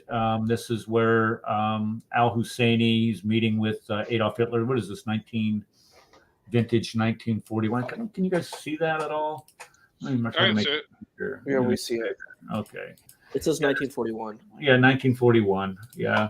And then evidently there's some type of film being made that I saw that that deals with that. But I think that a film being made, the film is supposed to depict the grandson of al-Husseini and the grandson, or let's see, the grandson of Islamist leader and Hitler devotee traveled a journey to meet the grandson of Adolf Hitler. Okay, so this is a fictional movie, which is, I think, a good thing, even though it's fictional, where it publicizes the fact that this guy al-Husseini, this al-Husseini joker right here, this guy was a Nazi collaborator, and this guy was the mentor of Yasser Arafat.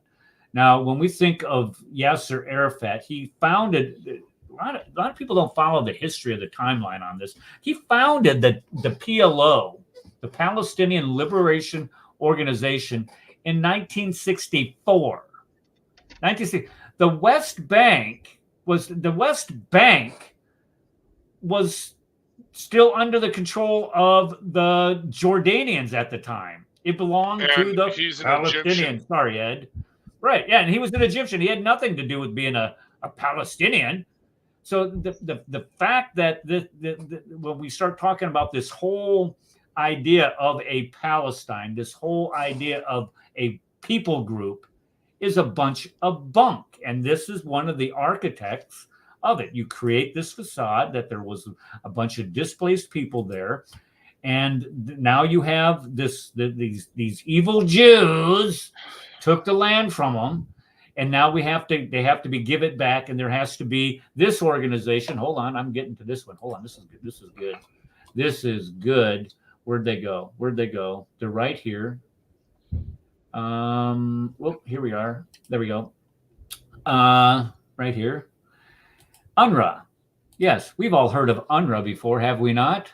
Of course we have. UNRWA is that relief organization, that is dedicated to specifically perpetuating the victimhood of these Palestinian people, of these displaced people. Never in the history of the flippin' world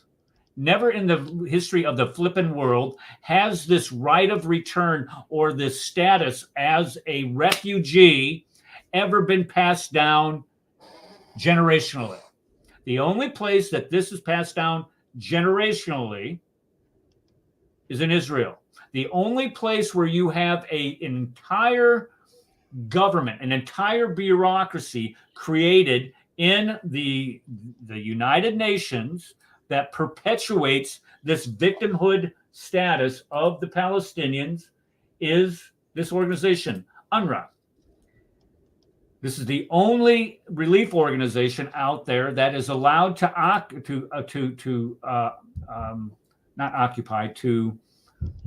operate in Gaza, in the West Bank. It's the only relief organization authorized to do that. Well, why is that? The problem is that these people, here we are, you have 100, Israel says that there's 190 staff members that belong to these militant groups. They have this guy right here. Where is he? Let's listen to what this guy says right here. This guy is golden. He is testifying. Who's he testifying in front of? I don't know who he's testifying, but he does a good job of doing it. Listen to what this guy has to say. Listen to this. Possibly have been shocked that UNRWA employees are implicated in terrorism. The past 9 years, and Chairman Smith knows very well because he's been on this issue and he's invited me to testify. We've been uncovering, publishing, and submitting to the UN, to UNRWA, evidence of widespread and systematic incitement to jihadi terrorism, the praise of Nazi leader Adolf Hitler, calls to slaughter Jews on the part of UNRWA teachers, school principals, other employees. These reports range from 10 to 200 pages. For example, just in November, we sent a report on 20 teachers who celebrated the October 7th massacre. Okay, 20 teachers. Yeah, I watched that lately. Thank you. 20 teachers, UNRWA teachers celebrating the October 7th massacres. 12 members.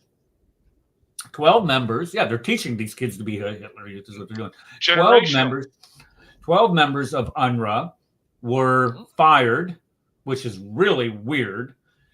That you think about how bad you have to screw up in order to get fired. It's like being a government employee of the United States. I mean, you practically have to kill somebody or post something bad on social media, evidently, to get fired. You have 20 teachers. Well, 20 you can teachers have gay butt celebrating. sex in the Senate chambers and not get fired. I'm just saying. I'm sorry, not get prosecuted.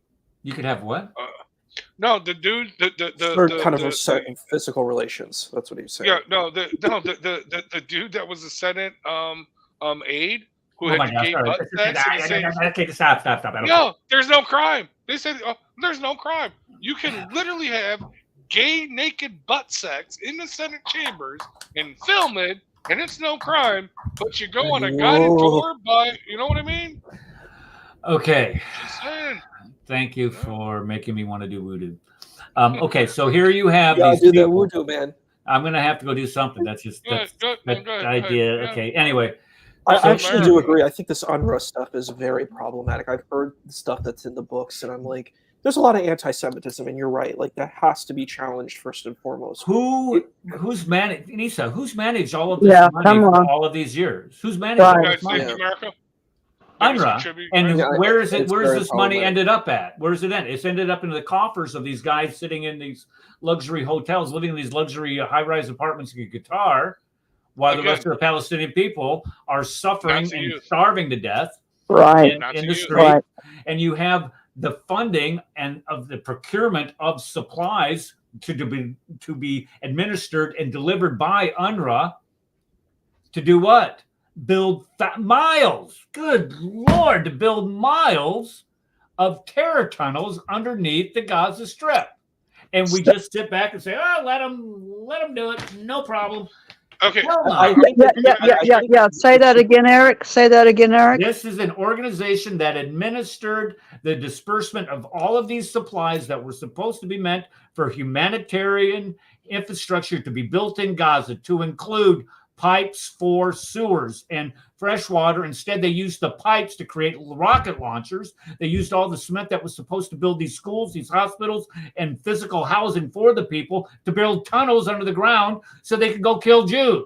This is the same organization that did this. This is the organization, and the people with that organization ought to be taken out and not shot, because that would be unfair. Yes, but to be imprisoned along with all of the other people who committed all of these attacks on October 7th. Okay, let me just interject here. Does a great job of testifying to it. Let me just bring this back again. Oh, it's before Congress. I'm sorry. Hold on, right here. Before Congress. Sorry. Go ahead, Brad. No. Okay, let me just bring this back to the model of Nazi Germany. No, what they've done is they've created an education system that is educating, generations of weapons. These are weapons, okay? I want you, I cannot stress this enough. These are human weapons, okay? They have raised them up, they are training them, and they're introducing them into society, okay, as human weapons. Okay, all right, just like the Hitler Youth. You can sit there and say, "Oh my God, the cute little Nazi German girl with the ponytails that got the machine gun that's killing me." There's a great scene from a couple of movies where they have a cute little German girl with the braids, and she's like, "I'm going to die for the Fuhrer," and she died. Okay, it's simple. A lot of work. It's a lot. It's because it's intense programming, and that's why I said it's a mental virus. It's a mental virus. It's not the human. It's the mental virus that's the problem.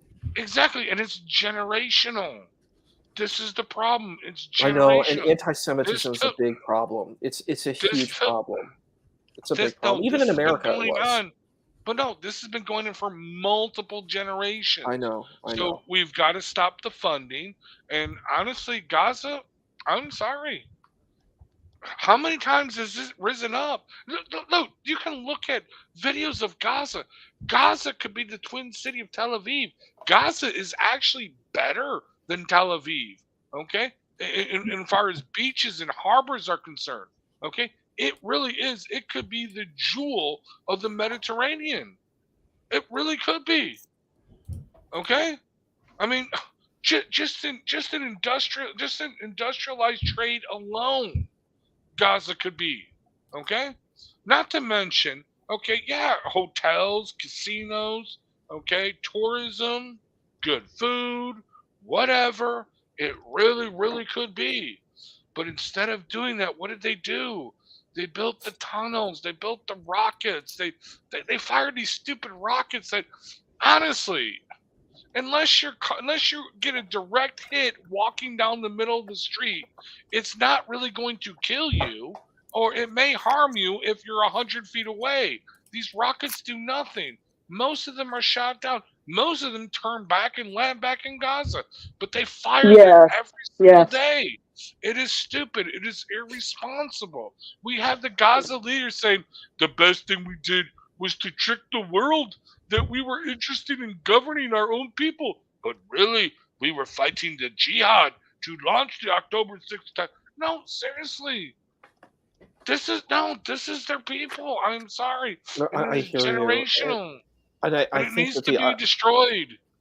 I think that's a very strong perspective. I don't think that works for me, but I think we need a better position. But I think the point with the October 7th, it is horrendous when people are like, this was okay, like it was freedom. There was no essay on women. Look at how celebrated it. And to me, that's horrendous. That's horrendous. There's no celebration of women being assaulted. Issa, they all celebrated it. You can go into Twitter accounts. You got to go back. They've all deleted them now, but you can go back to the Wayback Machine. You can recapture some of them. They all celebrated it. Oh, alhamdulillah, it's a great thing. Alhamdulillah, look, blah, blah, blah, blah. And then all of a sudden the next day, oh my God, you're killing innocent people. How dare you do this? No. I mean, I did see that. I did see, especially the thing. No, the thing that I was really starkly shocking for me was when the 10/7 happened. I felt hit. Like it viscerally hit me. I was very emotionally hurt by it. And what happened was a lot of my folks and my friends, no one put posts saying this is horrendous, this is bad. But when the strike happened against Palestine, immediately it's like I was like, this is insane. I'm like, do you care about all of these lives, or do you just care about some of them? Again, Issa, this is the thing. This is what you have to decide. I understand. I understand. It is a binary decision. This is a binary decision. There is our side, and there is their side. I would choose the cow. Exactly. I just find it is what it comes down to. It's a binary decision.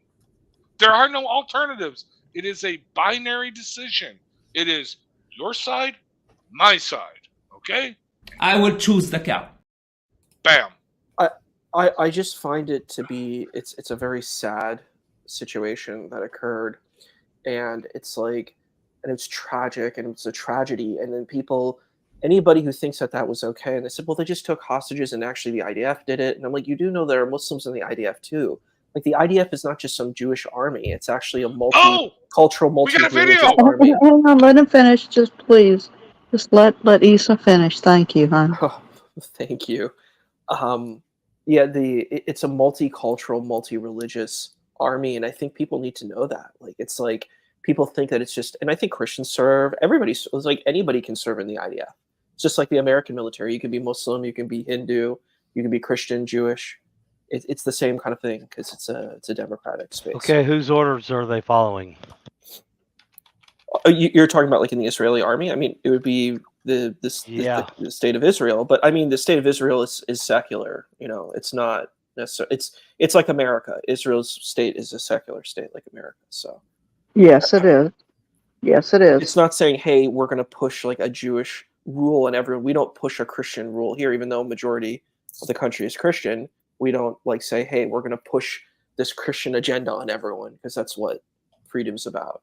That's what democracy is supposed to be about. So, Yeah, if you're an Israeli, if you are an Israeli citizen, you know, once you get to a certain age, it's mandated to go into the military. And yes, some of them are Muslims, and they will follow, you know, their leaders under Israeli military. Thank you.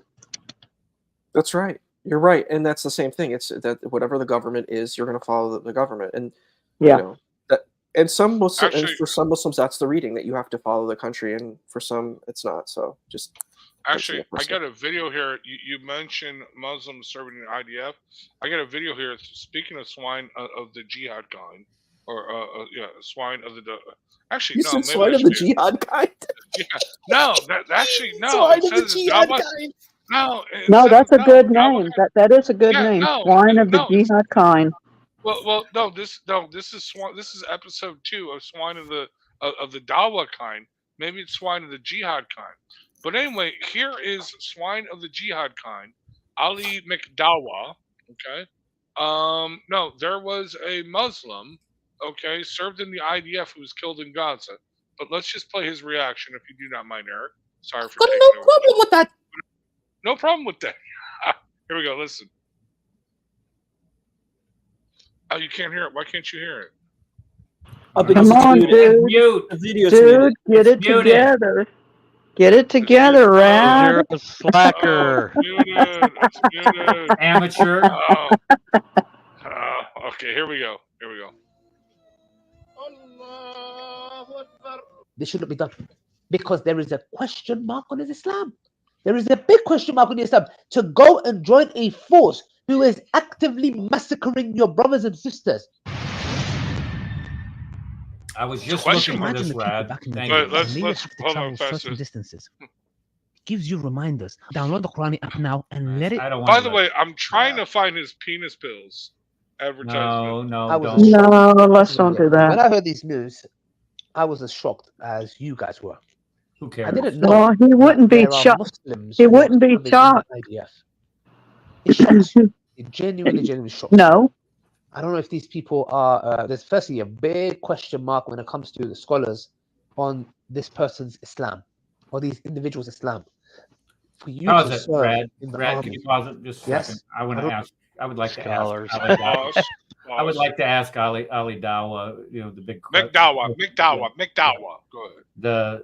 The question mark is that, you know, if he's questioning why you have Muslims fighting for the IDF, and they're going to have to answer to Allah, why aren't you fighting for the Hamasals? What are you doing sitting on this very comfortable couch here in England, about a mile away, Mr. Brave Man? What are you doing there, sitting there, and while your brothers in arms are fighting these evil Jews? Yeah. I hate Ali, like this. more like Ali Sisi. And the Quran even says if you're under a certain country, you obey, you know, their laws. So they're even going against the Quran. But okay, well, he's making the jihadi dollars. Of course he is. But he's going against the Quran. He's going against his own Allah. No, they make the jihadi dollars and they give a certain cut to the jihadis. Okay. Dude, I am telling you this right now, all of you. I have the clip, and Eric has seen it, and also Apostate Prophet has seen it, where on October 6th, Muhammad Hijab, says, "May Allah forgive the Muslims for the deeds that they do unintentionally in jihad and battle." Blah blah blah.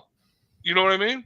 Yeah, I've seen all that, and it's not unintentional, by the way. No, they knew what was happening. They knew something was going down. But anyway, let's continue playing. I believe that too. Remember, okay, so let me give you some background. Okay, the Bedouin Arabs, who are mostly Muslims, they hate these Palestinians because these Palestinians drove them off of their land. This is no joke. They have roaming lands because they're Bedouins, right? Okay, so they're nomadic. Okay, They graze and stuff like that. Well, all of a sudden the quote unquote Palestinians came into, and they drilled them. They put up fences. They put up borders, and they said, no, you can't graze your sheep or camel or whatever. Okay, you can't be a Bedouin anymore. So the Israelis really wisely and smartly reached out to these Bedouin Muslims, and these Bedouin Muslims really hate the quote unquote Palestinian Muslims. No, they despise them for what they did. They're proud of that. And they're really proud of that. But anyway, so this is one of the Bedouin Muslims. But notice this dude, all because he joined the Israeli army. Now think about what this is saying. If a Muslim joins the United States of America military and we send them off to Iraq or Afghanistan, all of a sudden they've lost their right to be called a Muslim. They've lost their right for prayer. But let's continue. This is what he's saying. And this is what we are dealing with here. I don't know if it's something that's forced or whatever for that matter. Well, I don't want to talk big, but I would rather die or be killed or be shot in the back of the head Not a problem. than know that I'm going to go to Gaza and I'm going to go and massacre my own brothers and sisters. Why Innocent men, Gaza? women, and children. Why not Iraq? Why not Afghanistan?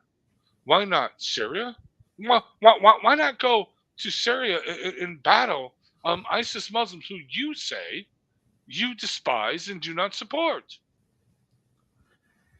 You know what I mean? He's a coward. Yes. This is what these guys. Yes. They're not Yes. soldiers. They're cowards. They want to sit there. And it's just, they all talk a big game, but until he gets his ass off that couch, picks up a Kalashnikov, and joins the battle, he's a piece of crap. That's all he is. Muhammad Hedjab. This is Muhammad Hedjab's wife. Okay. There you go. Of course he's a coward, Eric. But the point is he's an influencer. He is influencing other Muslims. And he was telling them, in the UK, you cannot join the UK military if they're going to send you out to Iraq, to Syria, to Well, this is whatever, what you got to defend your nation. This is what But you anyway. got with this guy, Hassan Akbar. Look this guy up. Anyway, well, no, This is let's what- bring this up. Let me play it. Let me continue Go playing. ahead. Go ahead. All right, well, you got to pull it up. I ain't got to pull it up. You got to pull it up. I just. You killed it. I did not. What are you doing? I was trying to figure out what makes him the authority of Sharing it again. Muslim. All right, here we go. Let's play it. in this matter. So this is the funeral prayer. When I first heard, I thought it's kind of a joke. Yeah, no, it's true. This Can you even person, have Abu funeral? Latif, or I don't know his name for that matter, who was killed in Gaza, yes, by the resistance. Let's watch it for ourselves. The resistance. Taken back to even do this video. Like, let's watch the video, inshallah, and watch the funeral prayer.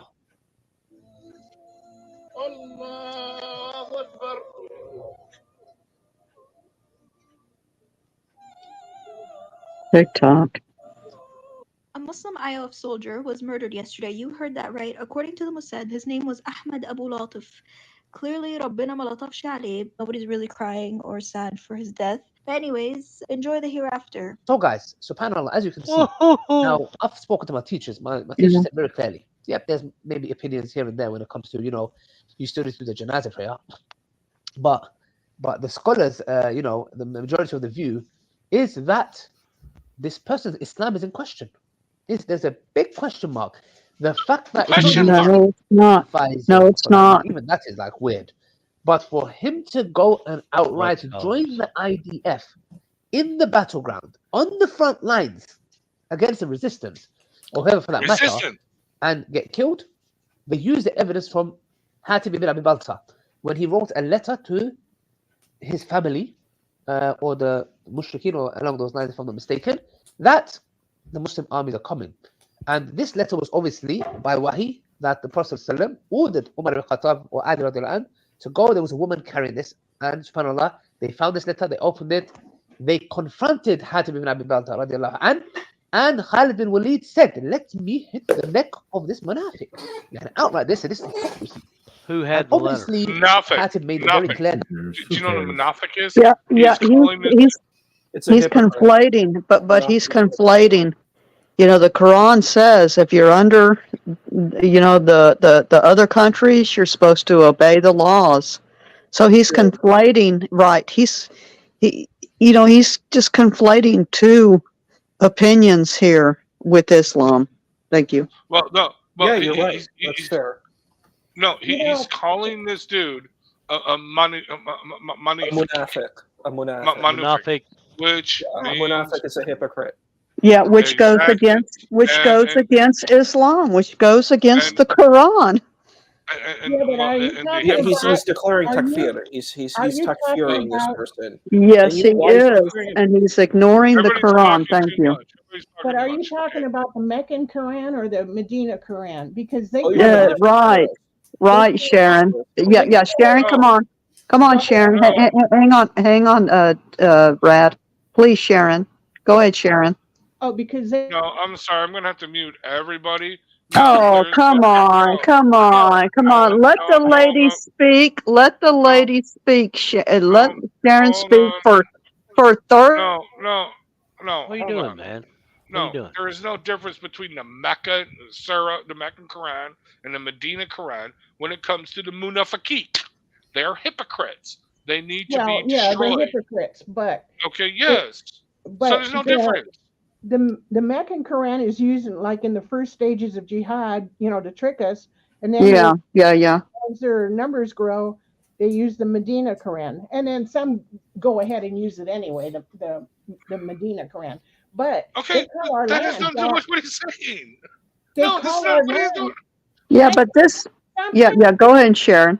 They call our land Dar al-Harb because we're not obeying Sharia. So that obeying our laws, I mean, when they take an oath of office, even if they're voted into a political office, they can lie. It's called hiyal. You know, it's. But he's telling the truth. He's telling the truth. There's a lot of countries that aren't following. There's a lot of countries that aren't following Sharia. That's bad. Yeah, and this guy. Yeah, and this guy. Thank you, Brad. This guy that we see on the screen, he's totally ignoring the Quran. The Quran says if you're under a certain country, you're supposed to obey their laws, and he's totally going against it. Thank you. No, he talked. He went to the scholars. He went to his teachers. You didn't hear this part. And the teacher's like, well, you know, there is some question. Heard. No. Do you give the funeral prayer? Okay, we can do this. But there is no the funeral prayer. No, there is no question of the scholars or of his teachers that says that you are to join the military of the kuffar and go out and fight and kill your Muslim brothers. No, he says this. Yeah. I agree. I agree to that. And that's what I was saying. That's what I was saying. There's a conflict in Islamic sources. No, it's not a conflict. No, he's saying there is no conflict. Yeah, but the thing is the Quran says.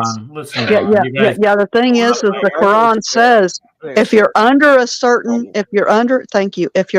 certain country, you're supposed to obey their laws. That's true. And yes, sir. And I know, and that's the conflict. You guys are giving me a headache. All right. Hey. I agree with Connie on this, and I think this is why Right.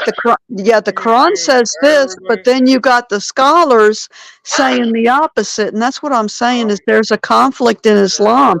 There's contradictions in the Islamic sources regarding the Quran, and then. Okay, I'm muting everybody. Stop. Think of what you are saying. Hold on. Think of what you are saying, Connie. You are saying. Okay, I'm listening. No. Sorry. Think of what you are saying. You are saying what Ali Dawah said is wrong. You are saying that Muslims can go and fight, okay, against the Jews, according to the Quran. Is that your position? Yes, because it says if you're in a certain country, you're supposed to obey their laws. Okay. So I've got a stronger case here, but I am saying. Wait a minute. I'm not trying to make a point, but I'm just trying to show the conflict and the contradiction of the Quran versus the jurisdiction afterwards, like 250 years after Islam. So I'm just showing the contradiction how Islam Right. is. Thank you. Okay, but no, The but the jurisprudence, Quran yeah. no, but the Quran clearly Exactly, states, the jurisprudence. the Quran clearly states, if you are fighting against the mujahideen, then you are a hypocrite. I agree. If you I are agree. not, okay, Yes. so the position that you are taking that you have to obey the laws of the kuffar country, okay, that means that you have to join their military and go out and kill the resistance or their Gazinians or whatever, is against Yes. what Ali McDowah is saying is completely false. Right. Because Right. the reason why the reason why is because then that becomes the hypocrite. No, you are to obey the Well, laws of your Kafir nation as long as you don't become a hypocrite. In other words, you are to obey the laws and say, okay, look, I got to pay taxes. I got to, I can't speed. I can't, commit openly murder. I can't, sacrifice my children to Allah. But when it comes to this sort of stuff, where when it comes to, okay, joining the U.S. military to defend the U.S. or the Israeli military to defend the Israelis against these jihadi terrorists, okay, no, you can't do that It's because you're debatable, killing your Rad. Muslim brothers. It's yeah, That's but what he's because you have saying. Muslims in the I military. see. Yeah, If yeah, that was I see what valid, you're saying, Rad, and that just shows the contradiction of Islam. One point it says obey, and then another point in the Quran or the Jewish prudence of Islam is contradicting itself. That's all I'm trying to show, sir. Thank you. No, I agree with no, yes, sir. but I get what you're look, saying, but you're Rad, defending them. but Rad, I think the issue is that you're going to have a polythic argument because first and foremost, people could say, okay, these people are Salafi Wahhabis, and I don't agree with their perspective of Islam, and these people are actually going against Islam because, for example, there are rules of engagement in Islam. Whatever you feel about Islamic tradition, there are rules of engagement. And we talked about this, Rad, having guns, having bombs. You can't, that would be an innovation even to their own standard. The Salafi cannot actually accept guns and bombs. They have to fight with swords and bows and arrows. They need to come out on the field with bows and arrows. No, Isa, No, but that's the not rules of correct, engagement. my kind sir. Right. Wait a minute. I thought there was only one Islam. No. What's going on here? Wait, stop. Isa actually brought this up to the great Imam of Texas, and the great Imam of Texas said, "You're absolutely right. We should only be fighting with bows and arrows and swords." I mean, okay, according to, do. if you're a Wahhabi, then you have to take that position. That is the position of the Wahhabi. I'm saying the Wahhabi's position no is ships, they believe no that navy, the yeah. Quran and the Hadith are literal, and we must abide to them for all time. And anything else that's an innovation is haram. So these are innovations. If I'm fighting with a gun, that's an innovation. And excuse me, I shouldn't even use a cell phone. I should use or I shouldn't use like a technology. I should use sundials and stuff like that. You know what I mean? I shouldn't use. I should ride a camel and not a car. But if the Wahhabi believe that, why do they have nuclear bombs? Well, because it's it's funny. It's a monathic position. It's a hypocrite position. Exactly. They're taking a hypocritical position. No, this is what I'm talking But about. they use it to kill the kuffar. So Islam is just very demonic. I mean, that's the bottom line. It's so conflicted. Right, exactly. This is what Ali Dawah says. They're munafiqs. If you join your country, your nation, to defend against Hamas terrorists, okay, let me put this to you in perspective.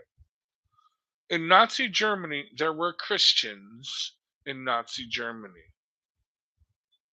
That would be like saying to the United States of America, which at that time was mostly Christian, saying you cannot join this army to go out and kill these Germans because they're Christians. Really? No, we can do that. Okay, or even in Japan, there were Christian missionaries. Actually, there were German Christian missionaries in Japan. So we can't go to war with them, even though they're attacking us and killing us, That's a because straw man argument. they're Christians. No, I Yeah, don't yeah, think yeah, I understand, Rad. So, look so. at Eric. Look at Eric. He's. Yeah. We need to let him speak. Okay. Sorry unmute you, for Eric. holding Come this back long here. conversation. We apologize. Yes, sir. Come on back. I'm reading through their Islamic law, and Come on. And I'm trying to figure out, okay, so the bottom line is Ali Dawah is saying that anybody that, if you are a Muslim and you join the enemy, Jews, Christians, or otherwise, you therefore are a hypocrite and you are not allowed to do that. And he has a solid case for this. If you turn to page 604, and it starts talking about, the objectives of jihad, rules for warfare, 603, rules for warfare. It is not permissible to kill women or children unless they're fighting against the Muslims. So if you're fighting against the Muslims, you are guilty. Nor is it permissible to kill animals unless they're being ridden in battle against the Muslims, or if killing them will help defeat the enemy. It is permissible to kill old men more than 40 years of age and monks. It is unlawful to kill a non-Muslim to whom a Muslim has given his guarantee of protection. Oh, wow. Whoever enters in Islam before being captured may not be killed or his property confiscated or his own. So if he's a Muslim, you can't fight them. When a children or woman is taken captive, they become slaves by the fact of capture, and the woman's previous marriage is immediately annulled. How sick is that? When an adult man is taken captive, the caliph considers the interests of the Islam and the Muslims and decides between the prisoner's death, slavery, release without paying anything, or ransom him in exchange for money or for a Muslim captive. So in other words, if you are fighting against a Muslim, you are considered the enemy. So here's a question. This is where it gets tricky. The question is who are considered Muslim or not, because Ali Dawah is doing the same thing. He's saying these people are not Muslim. Well, so it's the game. If he says, she says, who's the true Muslim and who's not? And this is, again, this is where everything is subjective. And then you die the death of 1,000 different qualifications. But the bottom line is, let me answer that question. Can I finish? Oh, sure. Okay. It is your show. Okay, thanks. You die the death of 1,000 qualifications of trying to figure out who is a Muslim and who's not. The person who gets to make the decision, I'll tell you who the person who gets to make the decision is the person with the gun. That in Islam, that is the one who makes the decision. It's not who's right or wrong or who's got a better argument based on, if they obey the laws, they're supposed to obey the laws of the land. Well, what if those laws of the land require you to buy insurance, which insurance is strictly and specifically prohibited according to Islamic law? So when we start talking about are you going to be persecuted or prosecuted by the state of Israel? No, you're fighting on behalf of the state of Israel. But if you are captured by the Hamas holds, or it comes out and finds out that you fought for the Israeli army against the Hamas holds, they're going to kill you. And that's just the way it is. We can sit here and make all the arguments we want to tonight. But the bottom line is that they are going to be killed if they sided against the Muslims with the Jews. If you side with the Christians, or I'll look this one up. Go ahead. I want to tell a story, a small, short one. I read this book, or half of it. It was one of the most sickening books I've ever read in my life. It was called The Turner Diaries. And it basically was this book by, I actually had to get it from a neo-Nazi website because I was like, I want to know what this book is. So it's actually a very poorly written book, but the person's an engineer, so his stuff, when he writes about engineering, it's very well, but he doesn't know how to tell a story. But basically, it's a story about a white supremacist who wanted to destroy the government. And it has a little section about how they hate Israel and they hate Jews and they hate black people, and white people are just great and amazing and wonderful, and their version of Christianity is great and awesome and wonderful. But there are a lot of white supremacists. And really, I've never read a book where I hate the heroes of the book. Like, I actually despise the heroes more. Like, I can empathize more with the villains of the text than the heroes, which is really an amazing feat of this kind of text. It's a white supremacist book, but what he does in it is he justifies killing fellow white people who have relations with non-whites. He says, yeah, it's good to kill them because they're sullying themselves of their whiteness and pureness, whatever whiteness means. It's a made-up construction, obviously, but because anything, what we can call anything white or not. This is Timothy McVeigh. Timothy McVeigh read this book. Yes, that's correct. That's right, in the Oklahoma City building. Yeah. So this was his Bible, and white supremacists love this book.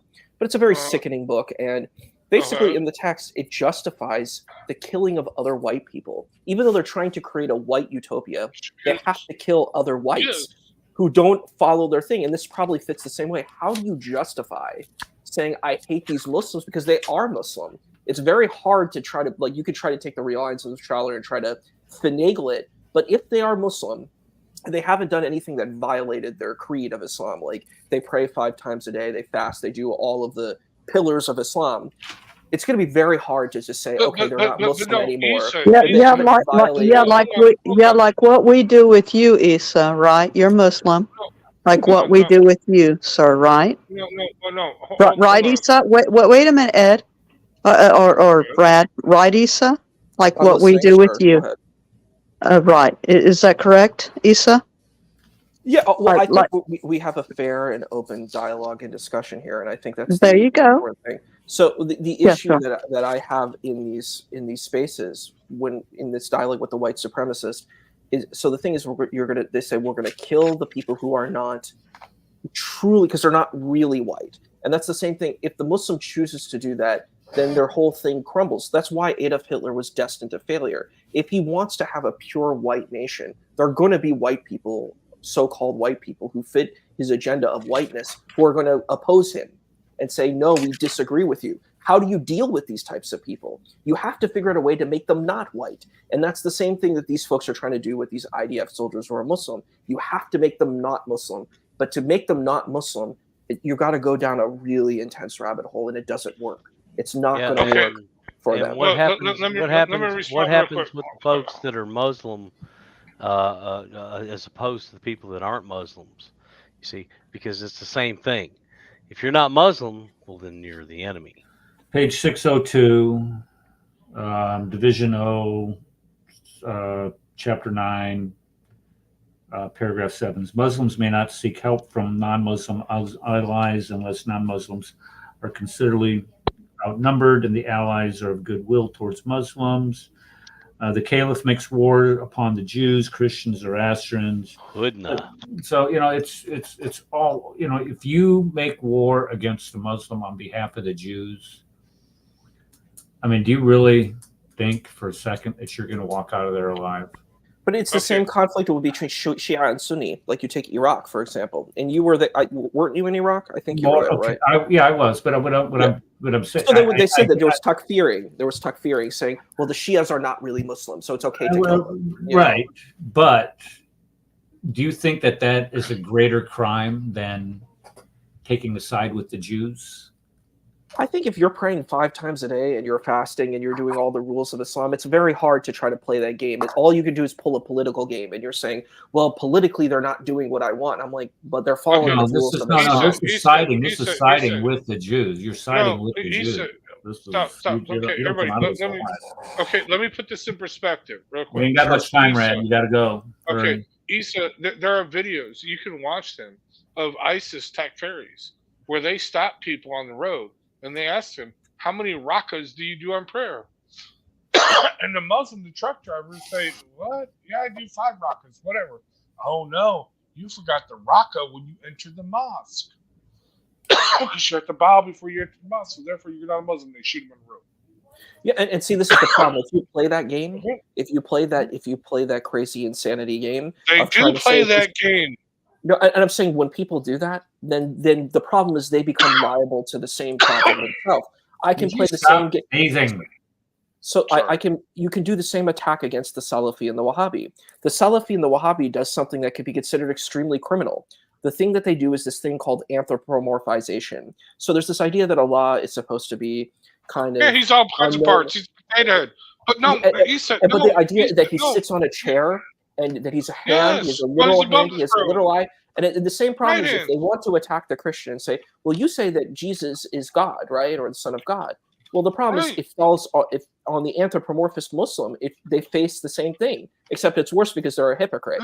Because they come off saying that, God can't be a person, but they make God into a man. Look at Islamic history. Again, the side that wins is the side with the bigger sword. The side that wins is the side with the bigger gun. No. This I totally is what we're saying. And I hear you, Rad. But the point that I'm trying to share on this point is the issue is of finding the true religion. Like if they're like what you said when they come and takfir people on the street, I'm like, but they can be takfir too. They are liable to face takfir also. For example, here's another thing that I think Daniel Hakakichu couldn't defend this position, and Dr. Wood fairly held his feet to the fire to it. He said, and I wish he went further on it because it's a fair argument. It's the argument of tahrif, saying of corruption, that the Torah and the Gospels are corrupted. If the Gospels and the Torah are corrupted, that means God is either evil or God is weak. You can't win that argument. You can't try to say, well, humans are free will. He can't preserve his own word. If God cannot preserve God's word, then that means that God is a failure. And if you do that, you theologically crucify yourself. So I'm like, it's a really terrible position. But the reason they do it is because they're literalists. So, The reason why they do it is because they're idiots. Let's get it straight. They're not idiots. It is supernatural. Yeah, they are because they want to believe. They want. It is supernatural. They want to believe. They want to believe. They want to believe that their religion is true. When in fact, historically, it can't be. They can't prove it historically. Whereas we can improve it beyond the shadow of a doubt historically. Ed, it's supernatural. God says, I will blind you. I agree. God there's says demons. over and over There's again. demons. I would choose the cow. There are demons I would involved. I choose agree. the cow. I would choose the cow. Anyway. All right. So the Eric's last gonna go. 35 minutes of the show have kind of delved into chaos, and that's okay. I mean, we have our discussions. And Man, maybe we need to go about 2 hours and 30 minutes. Maybe we should come earlier because this kind of gets good about the last 30 minutes of the show. Anyway. Or you can all agree that I am right and you're wrong. Yeah, we know that ain't gonna happen. All right. Thank you, Eric. Okay, everybody that came and behaved yourselves in the chat. Thank you, everybody that came and behaved yourselves and did not behave yourselves on the panel.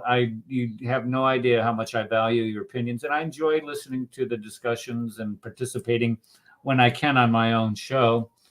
It makes it worthwhile. But thank you for coming. Next week, I think we're going to have to do a part 3. Based on this last part, because I was looking up this guy that I had some personal interaction with when I was in Iraq. His name was Hassan Akbar, and Hassan decided that he wanted to go jihad on our command element. And I just want to remind people that even at that time, people had a basic awareness of a trust element. And I'm not saying that we cannot trust Muslim soldiers, but, and that is the biggest,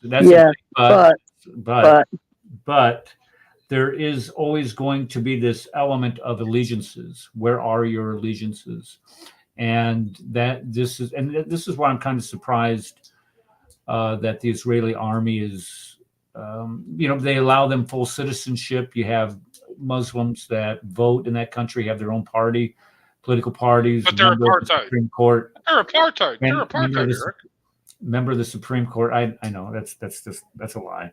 But it's in a time of war, to put that much trust in Muslim soldiers from your country and to fight side by side with the IDF says a lot about the IDF. And it says a lot about the Muslims that live in Israel itself also, with their understanding of who the Muslims are.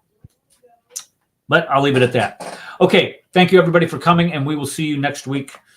Next week, that's right, we'll be right here at 4 p.m. Eastern Standard Time, Central Standard Time on the Cost and the Crescent discussion group. Just wait. Just remember. Just remember. No, wait, stop. Just remember, Aisha was. She was 9 years old. She was 9 years old. Just and release be upon you. Yes. Please believe. Yeah. Okay.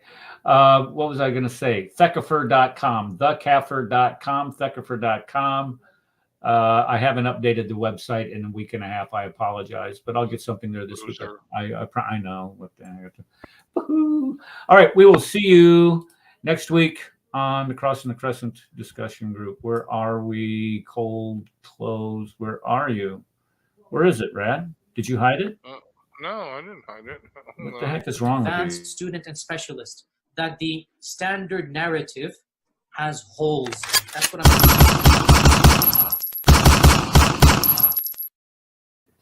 That the Muslims were rioting against one another. And as much as we don't want to face the fact, the Muslims were lying sometimes. They were fabricating, they were embellishing, and that might be hard to accept, but that is a reality.